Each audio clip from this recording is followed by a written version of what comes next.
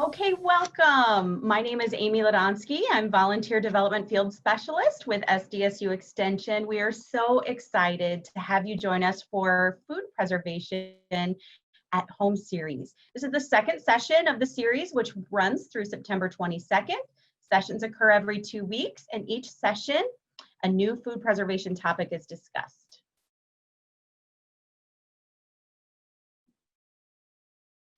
We'll be covering a variety of different food preservation methods, which are all listed on this slide.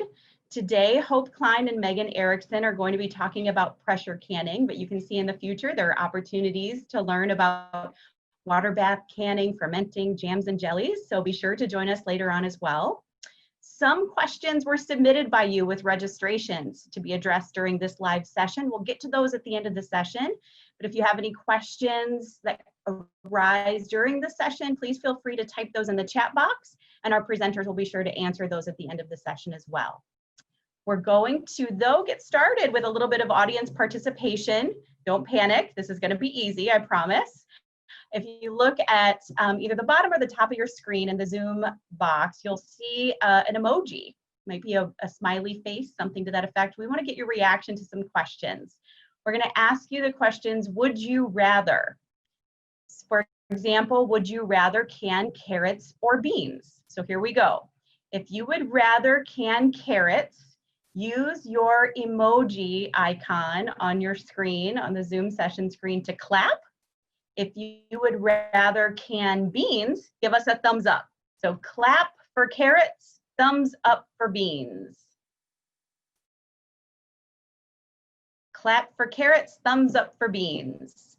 This will help our presenters know who we're dealing with. Who likes what today in our session? Okay. If you would rather can meat, clap. If you would rather can vegetables, give us a thumbs up.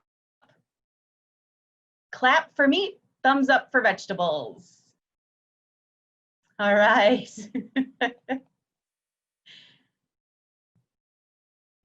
And then I think there's an option to remove your emoji then as well. So next question, last one. Would you rather can potatoes, clap, or asparagus, thumbs up? You'd rather can potatoes, clap, or for asparagus, thumbs up? Great, thank you. Here in just a moment, you're going to see some polling questions open with on your screen there.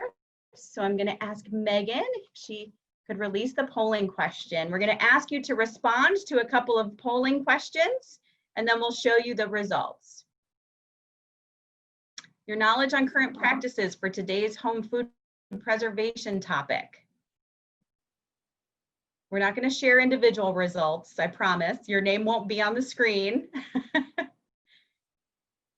So just help our presenters get to know their audience a bit.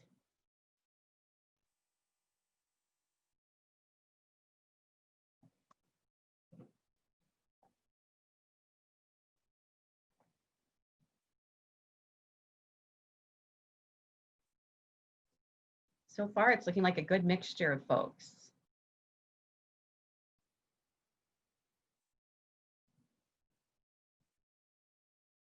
The plurality is not confident. Well, you're in the right place. Our presenters are going to build your confidence for sure, for sure. And there will be tips for those of you that are confident.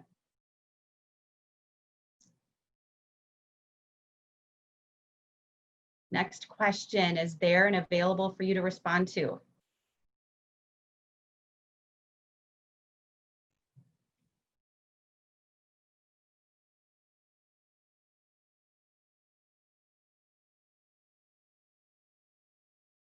Your ability to follow safe practices for today's home food preservation topic. Your confidence level. A little confident is starting to win out. You're feeling okay about it, but could use some tips maybe to up that confidence level a little bit.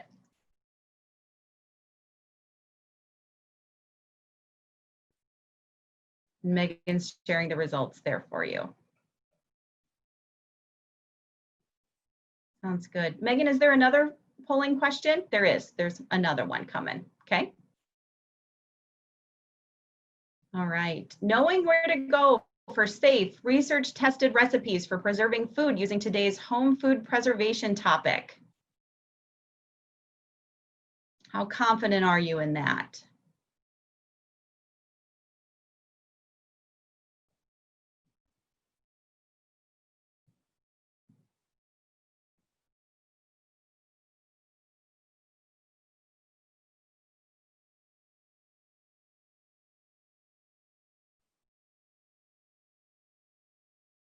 Fairly even spread, but we have some fairly confident folks on that one. That's good.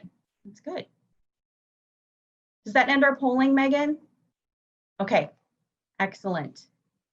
Thank you so much to all of you for participating in that. It helps presenters obviously know their audience, what you'd like to know, what you need to know, what your confidence level is. So that's really important for us. Thanks for doing that. Now I'd like to move on to introductions of our presenters. So excuse me, I think I had something showing on my second screen there. Megan Erickson is a nutrition field specialist based in Aberdeen Regional Center. Megan shares her knowledge as a registered dietitian nutritionist to support individuals and families to live a lifestyle balanced with healthy nutrition and physical activity practices. Hope Kleine is health education and food safety field specialist based in Brookings. Hope serves South Dakotans by helping individuals and communities implement healthy living interventions. As a certified exercise physiologist, her programming focuses on exercise, healthy communities, and her knowledge on food preservation. Hope grew up canning with her father her entire life and has followed in his footsteps with growing her own garden and preserving her own food, from peaches or green beans to deer. So Megan and Hope, the session is now yours.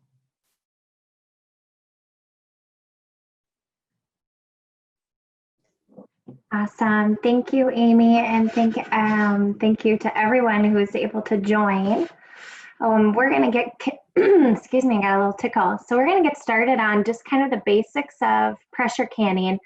And a reminder, if you have any questions throughout, be sure to drop them in the chat box and we'll address them kind of as we go through the presentation, but then there will be time for questions at the end that we'll be able to answer those. And we're hoping that, you know, you'll be able to gain a little bit more confidence in kind of your pressure canning techniques. I surely, since, you know, in this role with canning, I've expanded my confidence with pressure canning. It can be intimidating at times. So, you know, it's a lot of fun, and Hope has a lot of great tips that she'll be sharing with you shortly. All right, so one of the main things with canning, regardless of water bath canning and pressure canning, is, you know, the big thing you want to do, you know, you might want to make sure that you're following safe practices, is you want to prevent botulism. It is one of the most dangerous kinds of food poisoning. It can be life-threatening. And so this can be due to improper canning techniques. So whether you water bath canned a produce that may technically needed to be pressure canned, and we'll go over in a couple slides trying to identify what those foods are. Maybe you ignored spoilage signs. Maybe there was food leaking out of your jar. There was kind of an off odor or a different color. You just kind of ignored them and been like, oh, it's safe to eat. Another one is improper instructions. So whether you maybe skipped a step just because you were running out of time, didn't follow directions, added something maybe that the recipe didn't call for, those are all could potentially lead to food poisoning. So ways to avoid it is, you know, using those proper canning techniques, knowing when to water bath versus pressure cooking. Adjusting for altitude, we're going to touch on that again in a little bit. That's a big one that a lot of people miss. And Hope and I, our motto is, when in doubt, I feel like we should say it together, but when in doubt, throw it out. If there's any leaking, a bulging lid, discolored food, that odor, you know, you really want to just be on the safe side and just throw it out. So today we're going to be kind of going over the proper steps for safe food preservation, and we're focusing mainly today on pressure canning. So before even going into the steps, you want to make sure that you're selecting the highest quality produce that will yield your best results. So looking at the ripeness, the age of the produce, making sure that you're washing it. You know, if you're taking it from your garden, washing it free of dirt, drying it, and then preparing it according to the recipe. Each recipe is unique. So some may want you to chop it a certain diameter or circumference. Some may want longer pieces, some may want shorter pieces. Do you want the ends trimmed off? Maybe you need to peel it. So prepare your produce according to recipe. All right, there's two methods for packing your jars. This first one is called the raw pack. So let's say, I picked carrots in the poll if I wanted to can carrots or beans, so I did carrots. So with raw pack, your carrots or your food is raw. So it's not heated, it's not cooked. You put the food directly into your jars. You pack the food nice and tight. So I'm going to use carrots for example. So you'll fill your jar nice and tight with those carrots, and then you'll cover it with hot liquid. With raw pack, your food will likely shrink since it hasn't been cooked right away, or hasn't been cooked first. So your food will likely shrink during this processing, and then sometimes your food will float after the processing, which is completely normal. Your food is raw, not heated. Food is packed tightly. Pour that liquid over it, and that is raw pack. The second one is hot pack. So food is heated to boiling. So say you have your carrots, you would just boil them for 3 to 5 minutes first, and then you place the hot food into your jars, cover with that hot liquid. So the difference between this method is there's less shrinkage of food because you've already cooked it. Helps kill some of those microorganisms right away. There's fewer jars because you're able to pack more of your produce in there, and better color and flavor. And Hope and I can attest to this, especially, I'll use an example, peaches. We've both hot packed and raw packed our peaches. And I will say hot pack is by far way more flavorful, better color. I would say within the first month, the color is about the same, but once you get a little bit farther into how long it's been in your cupboard or wherever you store, the color and flavor is by far, it just retains the flavor a lot better with peaches. Hope, I'm not for sure if you've done a trial with any other produce. I've actually done it with green beans as well, and I have experienced the same results. Awesome. So I know it's an extra step, but if you have a little time, I like hot pack. Of course, it's a personal preference. So that's just something to kind of a tip where Hope and I have found during our experience. All right, I'm going to go on to how to pack our jars. So again, with pressure canning, before you even get going in the kitchen, fill that canner with 2 to 3 inches of water. Start warming it a little bit. You want to fill washed jars. Make sure your jars and lids are all washed. Fill them, cover with simmering water or broth, depending on your recipe. Measure your headspace of the jar. You can see in that picture, there's that's a headspace tool that it's common in a kit. So the headspace is the space in the jar between the bottom of the lid and the top of the food and liquid. And this is important. It kind of helps create that vacuum seal. And there is a different, it makes a difference if you have too little or too much headspace. If you have too little of headspace, it doesn't allow for, the liquid may bubble out, and then you'll have that liquid and it won't create that good seal. And the headspace varies by each type of food. Usually 1 inch to a 1/4 inches. Usually our jams and jellies are about a 1/4 inch, but like your carrots or your green beans, I believe, are more closer to that 1 inch. Just allows to create that proper vacuum seal to make sure that all of the air is allowed out. All right, so once you have your headspace, you'll see this lovely tool. It's kind of a 2-for-1. Flip it around, or if you don't have this tool, use a butter knife or a spatula actually would be better. That removes air bubbles, so you just kind of wipe around the perimeter of your jar just to remove any air bubbles. Step 5, clean with a damp rag or dry, wash or clean the rim and thread of your jar using a clean, damp cloth. Place the lid on the jar, fingertip tight. This is another one. My husband, I know he's strong, but he doesn't need to show it during canning. So you don't need to tighten those jars really tight. You want to make sure that there's enough space for the air and the air bubbles to release to create that vacuum seal. And then you're all ready to go by placing your jars in the canner. All right, time. So again, each recipe is different, but the food may be at food safety risk if you underprocess it. So this can happen if you fail to increase your pounds of pressure for altitudes above 1,000 feet.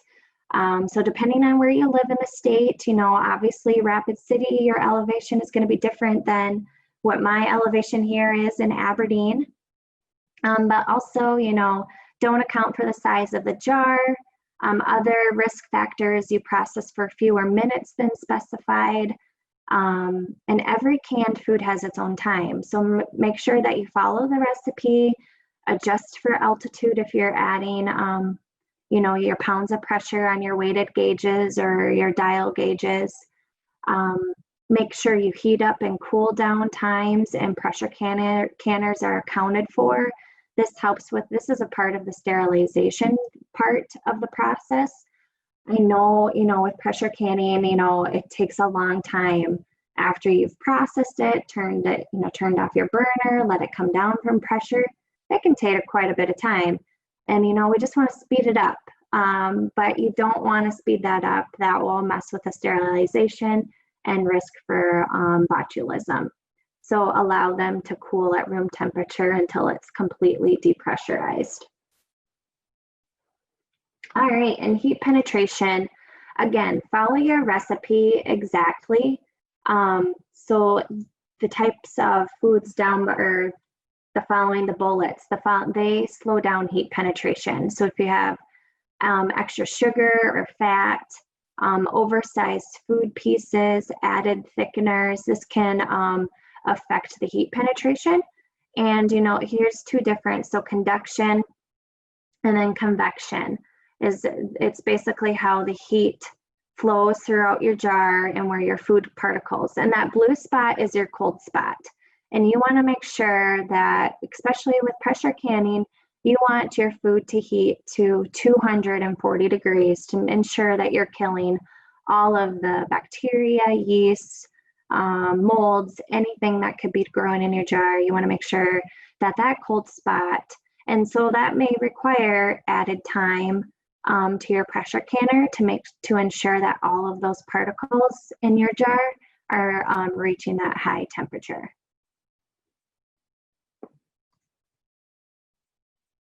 All right, so we're going to kind of dive in. So there's two methods, like I talked before, water bath canning, but today we're going to just solely touch on pressure canning, and I'm going to hand it off to Hope.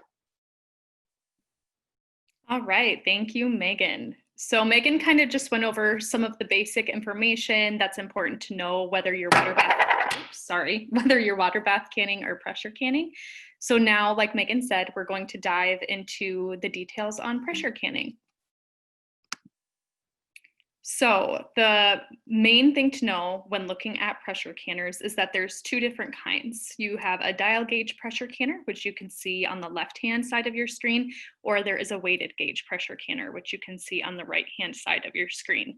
So the boxes show you the main difference is it shows you, or it displays your pounds of pressure, what level you're at for your pressure canner, either by the dial gauge with the needle showing you where you're at, or the weighted gauge has this weight that jiggles on your pressure canner that shows you what pounds of pressure you're at.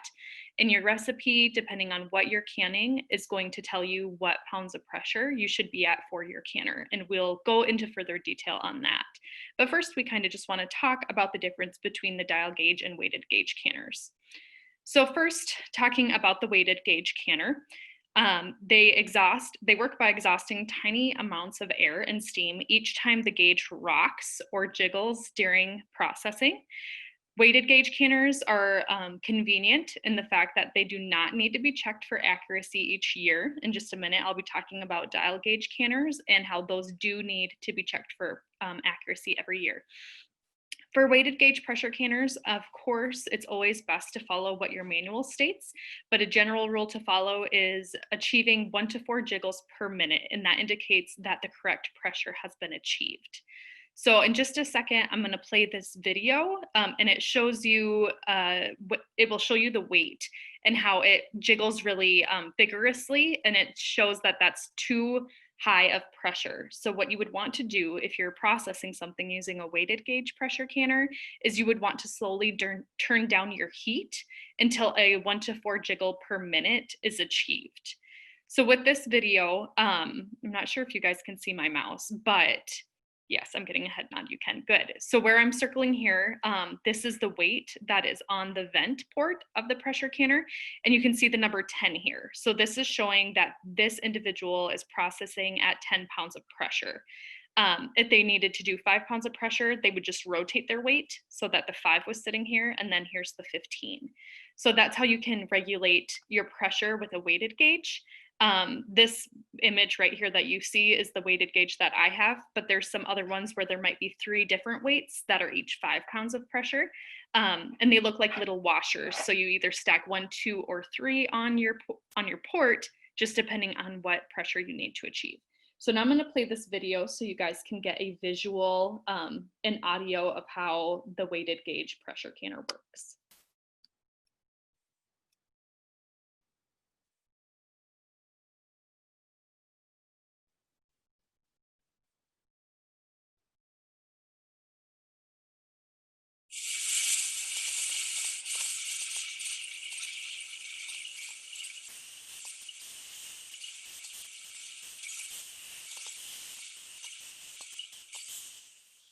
So that one's jiggling a lot and kind of out of control. So this now is going to demonstrate a good jiggle.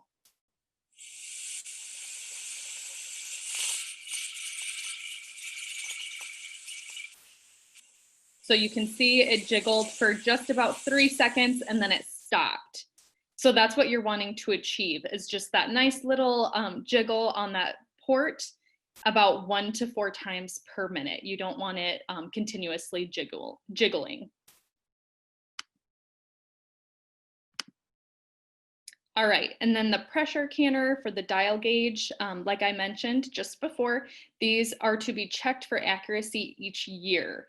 And this is because gauges that read high can cause underprocessing, so your food wouldn't be safe, and gauges that read low can cause overprocessing, and that would result in a really poor quality of food. It could be really mushy and overcooked.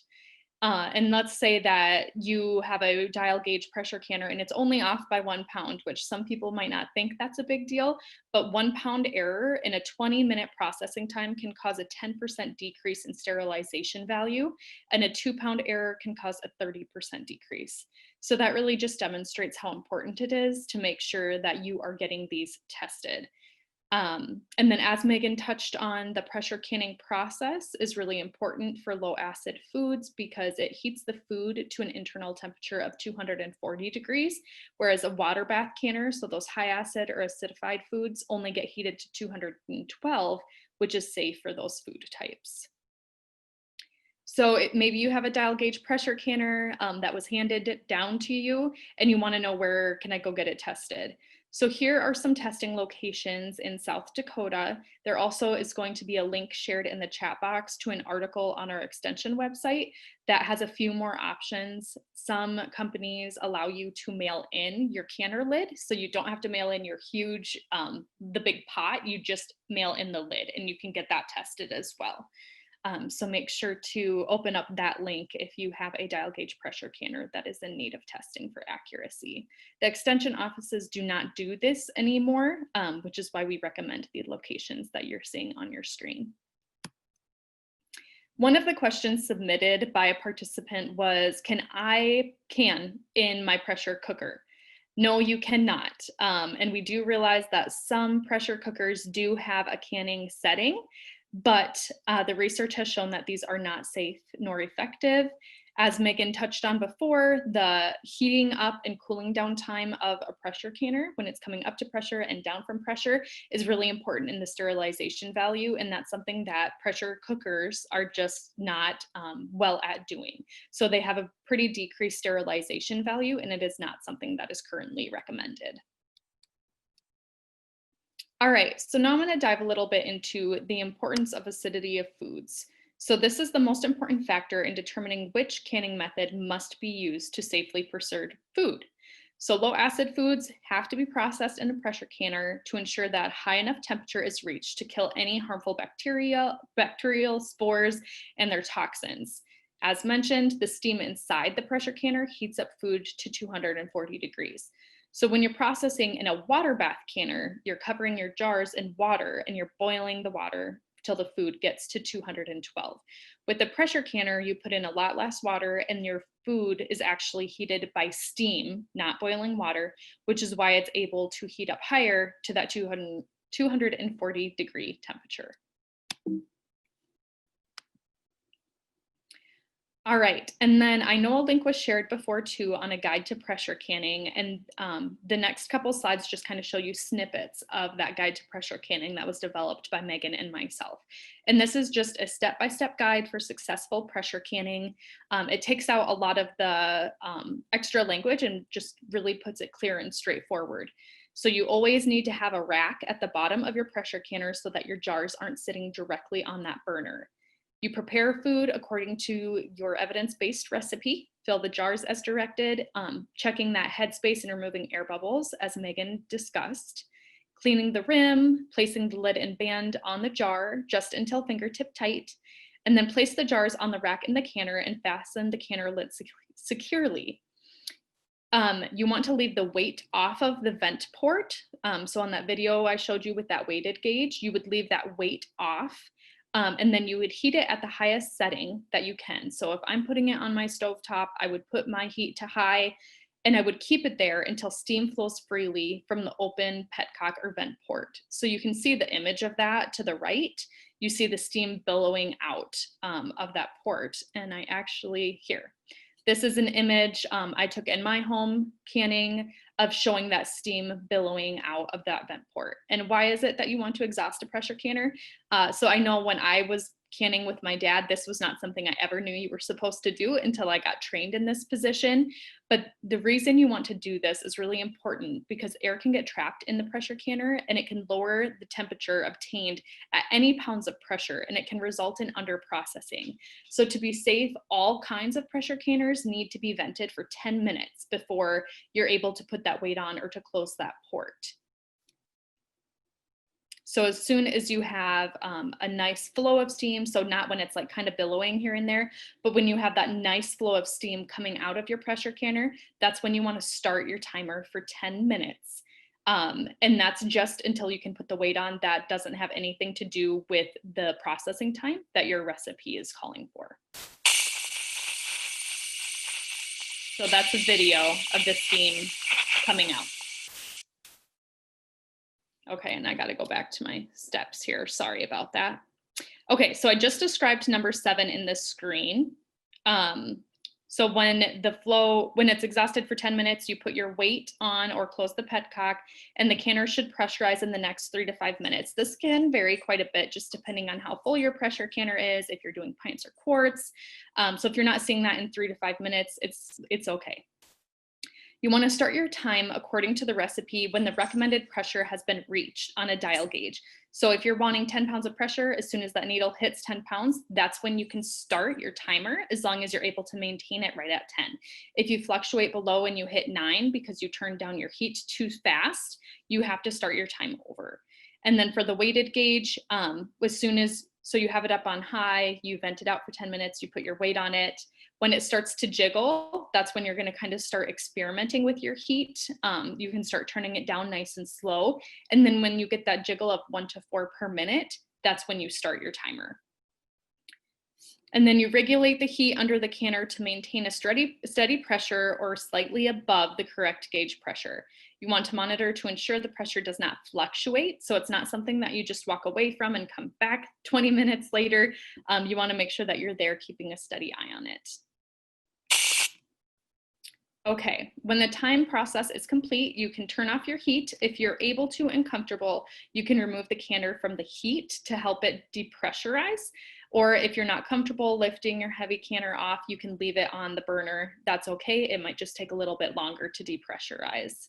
Do not force cool the canner. This can result in food spoilage. So as we've emphasized, the depressurizing of the canner contributes to the sterilization value of your food. So it is important to take the time to do it correctly. So after the canner is depressurized, and how do you know that? So what I do is I take a hot pad holder and I just kind of nudge my weight, because I have a weighted gauge canner. I just kind of nudge it. And if I hear steam still escaping when I nudge it, then I know it's not depressurized yet, and I just let it be. Otherwise, if you nudge it and you don't hear air or steam coming out, then you know that it is depressurized. So when it's depressurized, you can remove the weight or open the petcock, wait 10 minutes, unfasten the lid, and then remove it carefully. Our tip of advice is to lift the lid away from you so that the steam does not billow into your face, but rather it billows away. So once you have the lid off, you actually leave the jars in your canner for 5 minutes, and this just helps the jars naturally cool down and can help seal them. After the 5 minutes, you remove the jars from your canner, set them upright on a towel, and when you're lifting the jars out of the canner, do your best to not tip the jar sideways. That can mess with the seal if your liquid or product is coming over into the lid. Then you want to leave the jars undisturbed for 12 to 24 hours, and after that time point, check the lid to see if they sealed. They should not flex up and down when the center is pressed. And then once they've all been sealed, you want to remove the bands. Test the seals by gently pulling at the lid with your finger. So just doing a nice gentle pull up on that lid to make sure it's sealed nice and tight. And then once you've checked them all for being sealed, you can store them in a cool, dry, dark place for up to 18 months. Hope, we had a question come through. It's related to step 7. So how do you put the gauge on without burning yourself? So you let it vent and you're ready to put your weight on. You have that hot steam coming up. What can we do so we don't burn ourselves? That is a great question. Again, I use that hot pad holder. So I'll wrap the weight in the hot pad holder and I'll just really quickly try to drop it on there. And if anyone else has found something else that works good for them, please share it in the chat box, because I'm sure there's more than one safe way to do it. Good question. Okay, adjusting for altitude. So as water boils at lower temperatures at higher altitudes, you need to increase your pounds of pressure to destroy heat-resistant bacteria to keep your product safe to enjoy. So here's a map of South Dakota, and it just shows you the wide variety of altitude levels that we have. And then here is a table that shows you how to adjust for altitude. So you do it a little bit different based on if you have the weighted gauge or the dial gauge. So weighted gauge, in my opinion, because that's my go-to, it's kind of easy because you just bump it up to 15 pounds of pressure and you're good to go. With the dial gauge, you don't have to bump it all the way up to 15. You can do it in the 1 pound increments based on what's comfortable for you. So this is something that's really important. I think during our in-person canning workshops, this is one of the 2 things people learn that even if they're an experienced canner, they haven't known to adjust for altitude. So this is something really important just to make sure that all of the bacteria and molds in your food are being destroyed to keep them safe. Okay, now just touching quick on recipes. So where can you go for evidence-based recipes? First, I'll tell you what not to do. So it's not recommended to can homemade recipes. And this is because you don't know what the acidity level is of what it is that you're canning. So if you have a homemade salsa recipe or homemade spaghetti sauce recipe, it is not recommended to can that just because you don't know the acidity level, you don't know the consistency of the product. You can't be certain on how long to process it for to make sure that everything is being destroyed that should be to keep it safe. So our recommendation is to freeze homemade recipes for long-term storage or go to an evidence-based resource, find one that's most similar and try that recipe instead. There are a lot of unsafe recipe resources. Those can include Pinterest, blogs, even recipe magazines.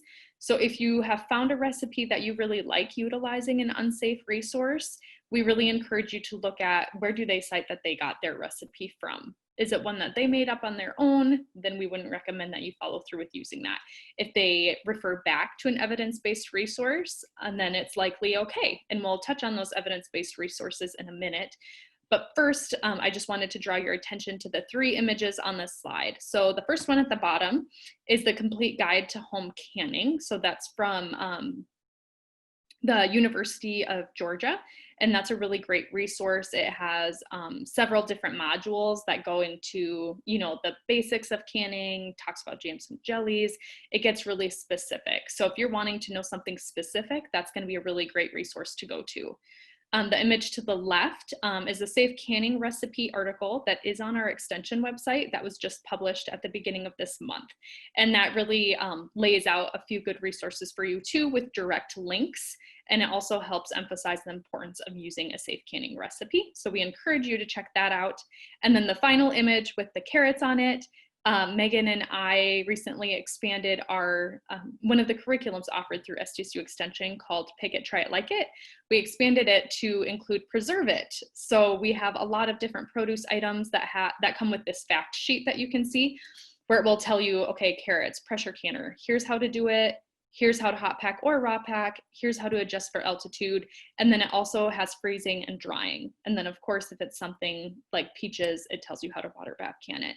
So those are really good resources. Megan and I pulled all of the information that we've given in these from evidence-based resources. So this can be something that you can go to and you can feel comfortable following the directions that are on there. Okay, so checking the seal, I touched on this a little bit, but after the jars have cooled 12 to 24 hours, remove the screw bands and test the seals with one of the following options. So you can press on the middle of the lid with your finger. If it springs up when you release, it is not sealed. You can tap the lid with the bottom of the spoon, and if it makes a dull sound, the lid is not sealed. If it is sealed correctly, it will make a ringing, high-pitched sound. Or you can hold the jar at eye level and look across the lid. It should be curved down slightly in the center, and if the center of the lid is flat or bulging, it may not be sealed. And then again, like I mentioned previously, take off the ring and then try to pull up a little bit on the lid. I've had that happen to me once 2 years ago, where I just pulled up on one of my lids and it came unsealed. And for a second, I was really disappointed because I was like, oh no, like I can't have this candy anymore. I'm gonna have to eat it. But then I was like, okay, or I would have found it in 6 months in my pantry rotten. So it was good that I discovered it by trying to pull up on that lid. And a reminder of some spoilage signs, bad seal, having an improper color, if there's rising air bubbles after it's been sitting there. So when you first pull it out of the canner, you're gonna have rising air bubbles. That's normal. This is later after it's been sitting.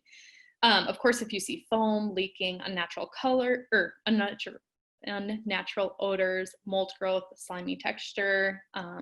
If the lid becomes unsealed with no signs of spoilage, it could mean that pathogens are still present.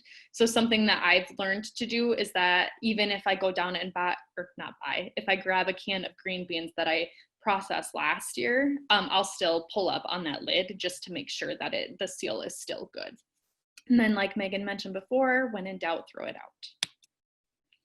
All right, so canned food can safely be recanned if the unsealed jar is discovered within 24 hours. To recan it, you simply remove the lid and check the jar sealing surface for any nicks, just making sure, maybe it's your jar. Maybe your jar was nicked if you're reusing your jars. And then change the jar if necessary, add a new lid, and then reprocess using the same processing time. Of course, if you only have a jar or two that didn't seal, you also can just refrigerate it, you can freeze it, or you can eat it right away. And just because it seals doesn't mean it's safe. So these two images came from an extension, someone we collaborate with in Kansas. So the image on your left, I can't remember if that one's spaghetti sauce or salsa, but it's tipped upside down, and normally I would ask, what do you think should happen? And eventually someone says the liquid should shift down to be on top of the lid, which is correct. And in this case, it doesn't. It's like it's set, like jellied or something. So that one wouldn't be safe. And then this one on the right is actually a video that I'll play. So this was a homemade salsa recipe that somebody sent in to see if they could sell this recipe at the farmer's market. So they were getting it tested to see if it was safe and processed correctly. And when the individual opens it, you will see the salsa like gush out of the jar because it's spoiled pretty bad.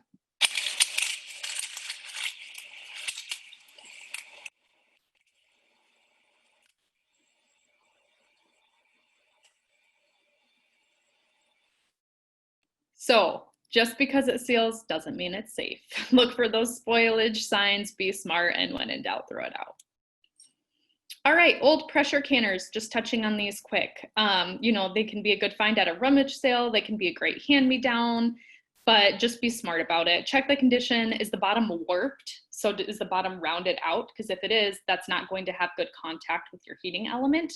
So it's not going to build up pressure nicely and evenly. Can you get replacement parts for it still? Is there an instruction manual with it? It might not be a garage sale bargain. And then there is a link here to where you can go look for replacement parts if you have one. All right, storing your preserved foods. They're best used within 18 months. Do not store jars near hot pipes, a range, a furnace, under a sink, or in direct sunlight. Under these conditions, the food will lose quality in a few weeks or months, and it can spoil.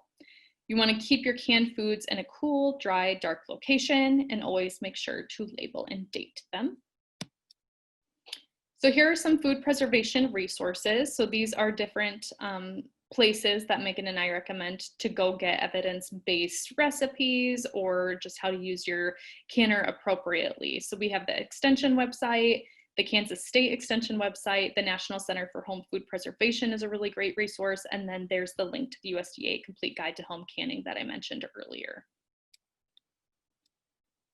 A few canning tips and tricks to close out our session before we turn it over to you guys for questions.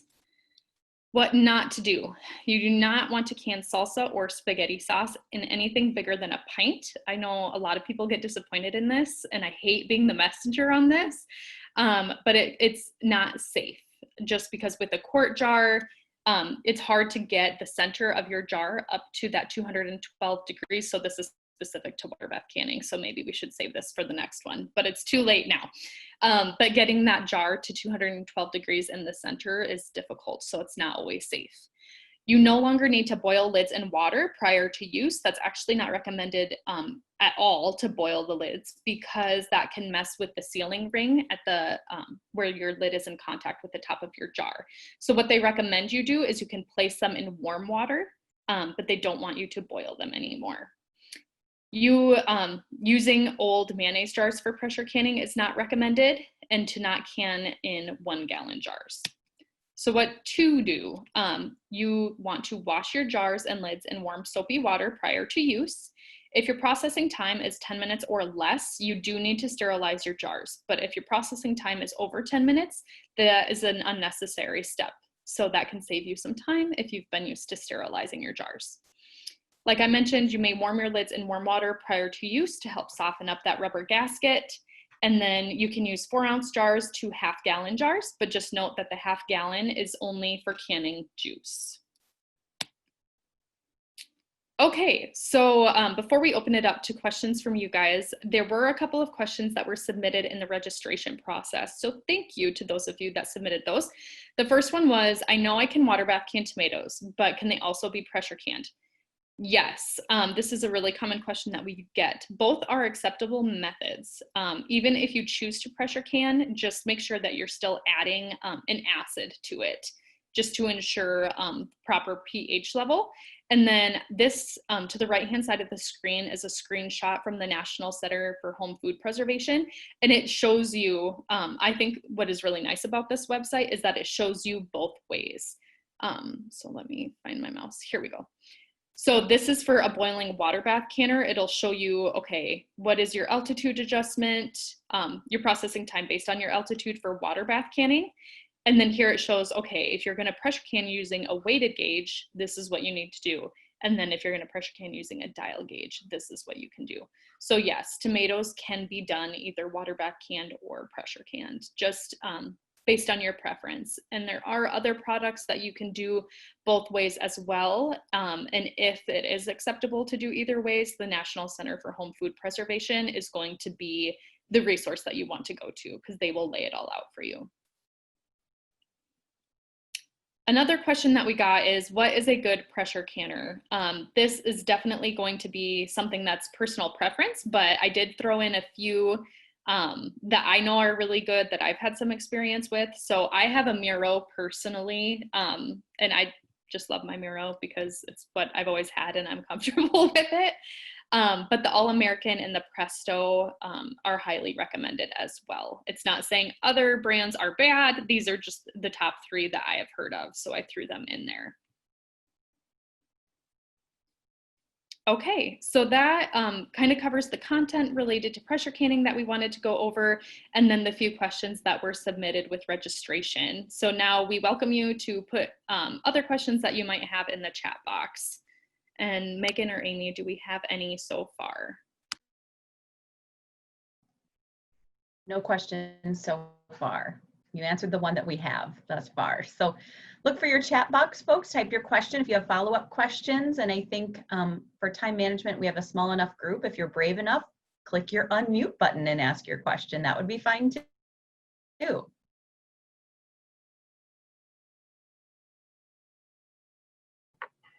Okay, I have a question. I actually started to type it out, but when you said unmute, I'm totally fine with that.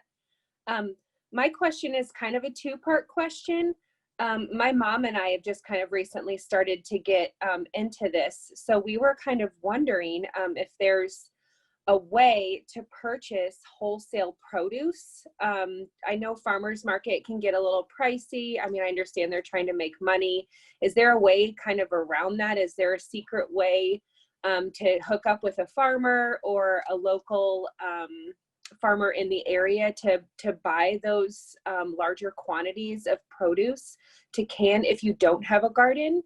And then the other part of that question is, when starting out, how many jars do you think would be, I guess, appropriate for purchasing in the beginning, just starting out?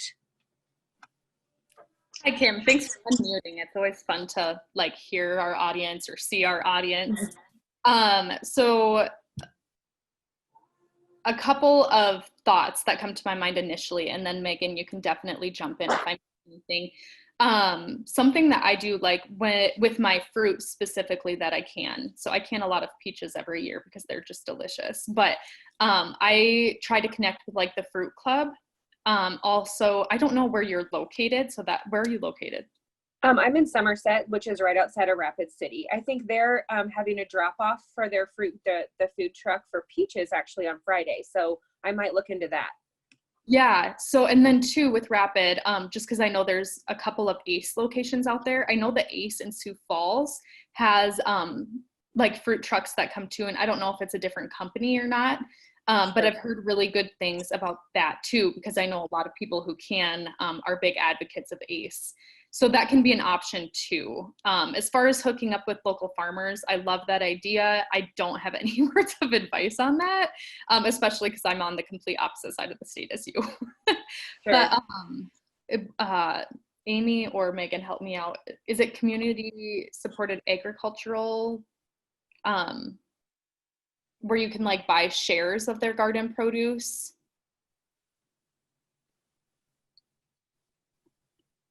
I'm going to jump in. This is Chris, and I work with the South Dakota Specialty Producers, and I love this idea. I think we have a website that you can find a whole bunch of local producers on, but I do love the idea of having a page or a link to those that are willing to do bulk wholesale product. And I think we need to get that up.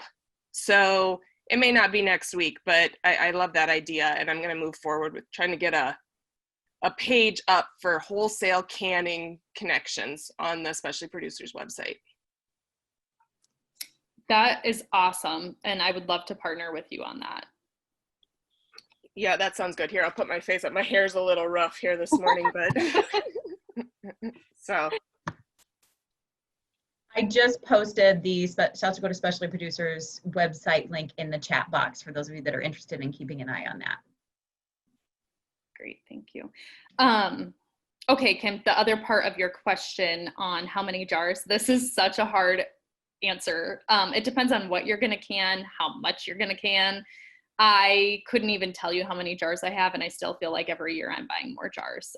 So if you're thinking that you're just gonna maybe dive into like, maybe I'm just gonna pressure can green beans and just water bath canned tomatoes this year. If you're, trying to preserve for your family, I would maybe say like 4 dozen total. So maybe you do 2 dozen pints for green beans. I don't know, maybe you're going to do quarts. See, there's a lot of variables. This is just hard to answer.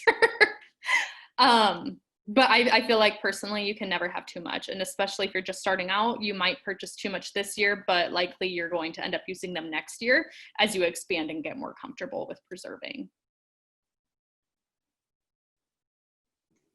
It really depends what kind of canner you have as well. So pressure canner, you can do a single layer, but there's some pressure canners that's a double decker, so you can stack more, and how much time you have. So yeah, kind of trial and error the first year. And like Hope said, I feel like I buy jars each year, but I'm also expanding my interest in what I'm canning too. Yeah. I saw the question. I know I'm skipping a couple, but I'll go back up. So Sandy asked, is there any adjustment needed when canning on an electric stove? So an electric stove, no, but a glass top stove or a smooth stove top, yes.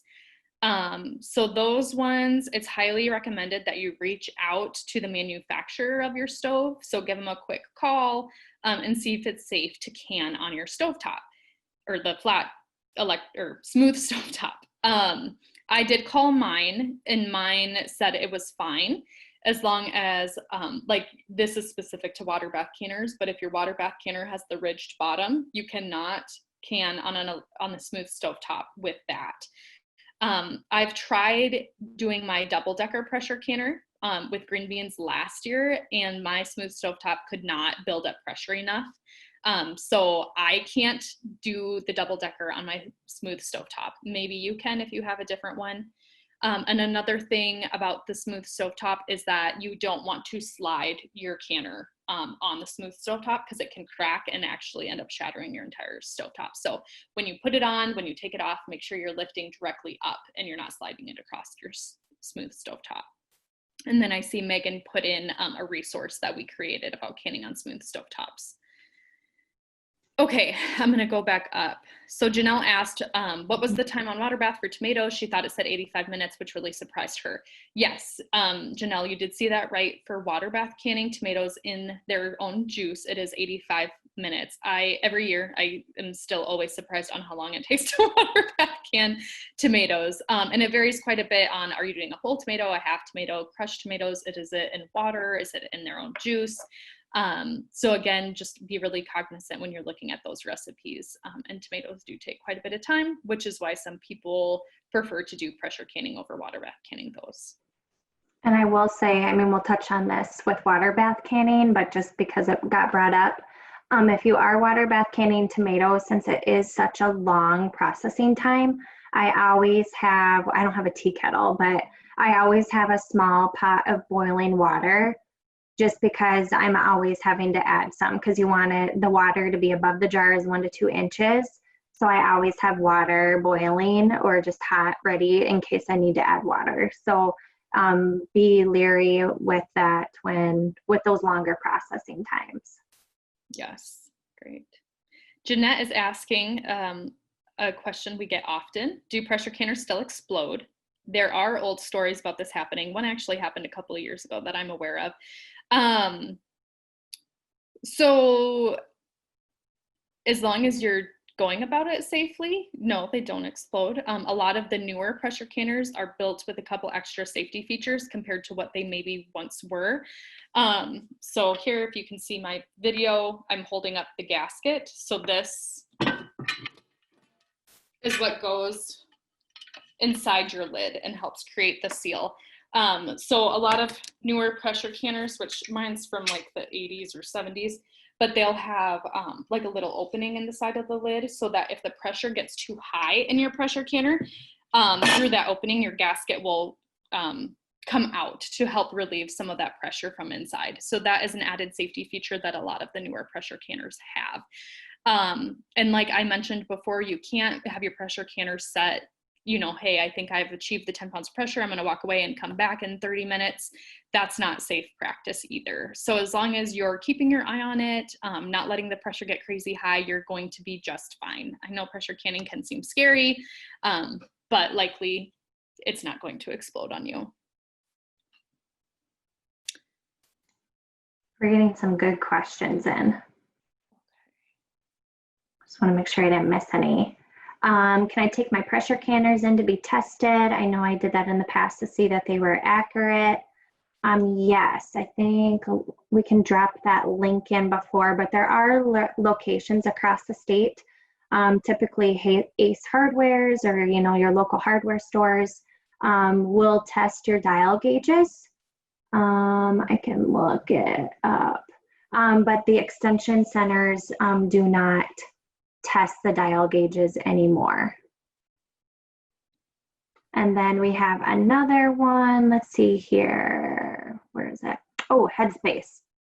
Yes, headspace is the space in the jar between the bottom of the lid and the top of the food or your liquid. So technically the top of your, oh yeah, thanks Hope.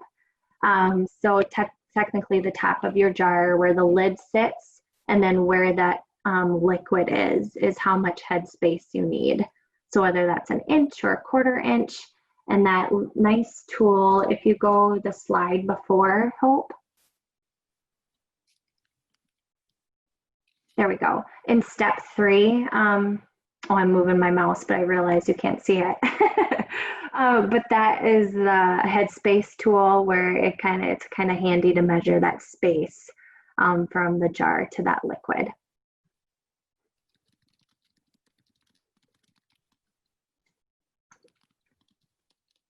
Yes, and this Zoom session this has been recorded and it will be published on, oh, thank you, Hope. Yep, it's published on our Extension YouTube channel, as well as we will be emailing a link out to all participants who registered. All right, so we are nearing the end, and so we have a couple, just want to be timely of your time, and so we have a few follow-up polling questions. I'm going to relaunch those. Okay. The first one, so kind of, you know, post your knowledge on current practices regarding food preservation that we discussed today.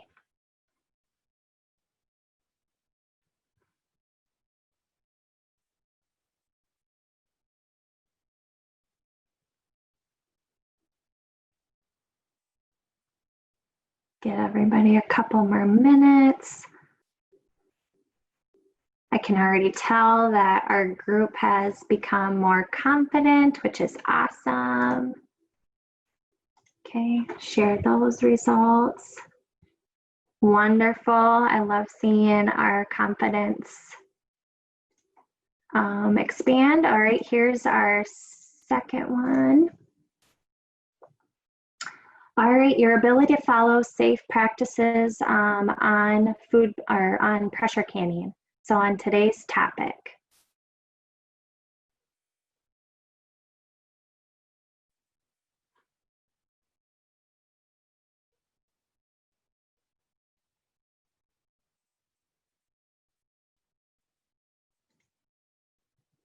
All right, I'll share those with you.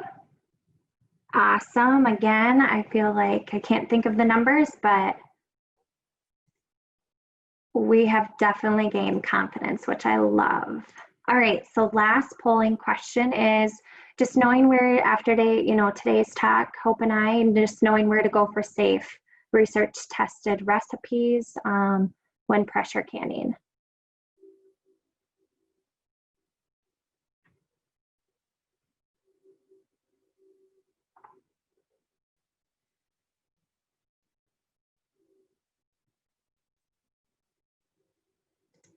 All right. Awesome. All right.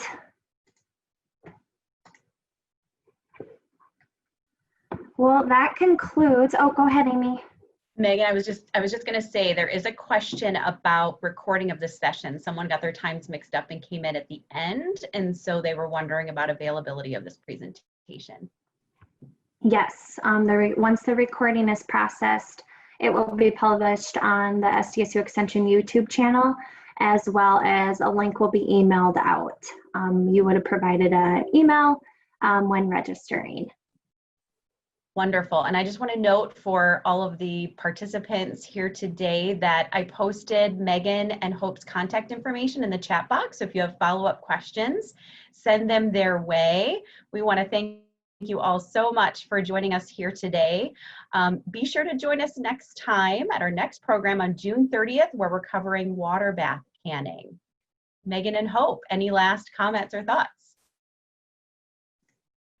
No, happy canning and good luck with pressure canning. And I'll share one last thing. So since Megan and I are unable to do in-person workshops like we normally would be during the summer right now, we're actually working on creating some short videos on how to pressure can or how to water bath can. So be keeping your eyes out for those in the next 3 to 4 weeks, maybe, is when we hope to have those published and on our extension website. So if you just want more of that visual feedback, hopefully we'll be able to help you out with those videos.